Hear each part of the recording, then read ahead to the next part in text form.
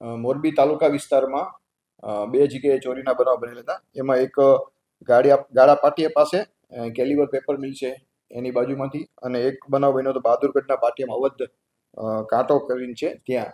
બંને જગ્યાએથી એક જગ્યાએથી 750 લીટર અને એક જગ્યાએથી 220 લીટર જેટલું ડીઝલ ચોરી થયેલ, જે બાબતે ગુના દાખલ કરી અને આ બાબતે મોરબી તાલુકાના પીઆઈ અને એના ડી સ્ટાફની ટીમ આ ગુના શોધવા માટેની પ્રયત્ન હતા.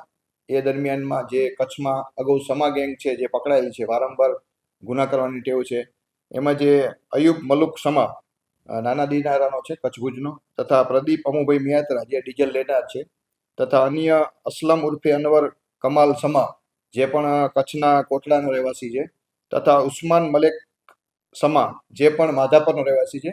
જે આ સમા ગેંગ છે એ જુદા જુદા વિસ્તારોમાં જે હાઈવે ઉપર ઇન્ડસ્ટ્રીયલ એરિયા છે ત્યાં ટ્રકો પડેલી હોય એના ડીઝલના ઢાંકણા તોડી અને એમાંથી પોતે આ ડીઝલ ચોરી લેતા હતા અને ડીઝલ ચોરી અને વેચી દેતા હતા.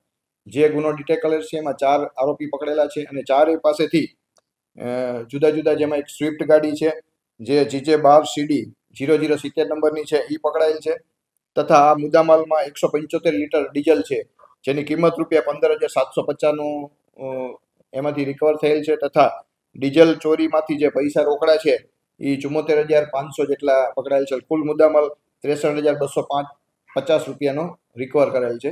અને આ કામે ચારે આરોપીની ધરપકડ કરી અને તપાસ ચલાવી રહેલ છે PSI ભટ્ટ અને એની ટીમ. તો આ બાબતે જો કોઈ ડીઝલ ચોરીના બનાવ અન્ય પણ કોઈ સંડોવાયેલ છે કે એ બાબતે ઊંડાણપૂર્વક તપાસ ચાલુ છે. હું એક મીડિયાના માધ્યમથી તમામ લોકોને જે આની સાથે સંકળાયેલ એને કહું છું કે જ્યાં પણ તમારી ટ્રક કે ઊભી રાખો તો ટ્રક માલિકો અને ડ્રાઈવરોએ ખાસ જ્યાં CCTV કેમેરા અને જેનું પાર્કિંગ છે ટ્રકોનું ત્યાં રાખવી જોઈએ, અથવા જે ઇન્ડસ્ટ્રીયલ એરિયામાં તમે ત્યાં માલ ભરવા ટાઇલ્સ કે એનું રો મટીરિયલ ખાલી કરક ભરવા જોઈએ તો એવી જગ્યાએ રાખો કે જ્યાં લાઇટિંગ હોય અને વ્યવસ્થિત પાર્કિંગ હોય, CCTV કેમેરા હોય. અને જો એકલા મૂકવાની ગાડી થાય તો એના જે પાર્કિંગ પ્લેસ છે એમાં મૂકીને ગાડી મૂકવી જોઈએ. અને આવા કોઈ માણસો જો કોઈ શંકાસ્પદ લાગે તો પોલીસને જાણ કરો, અને અમારી પોલીસની ટીમ સર્વેલન્સ LCB SOGની ટીમનું પેટ્રોલિંગ ચાલુ હોય છે, નાઇટ રાઉન્ડની ટીમ ફરતી હોય છે.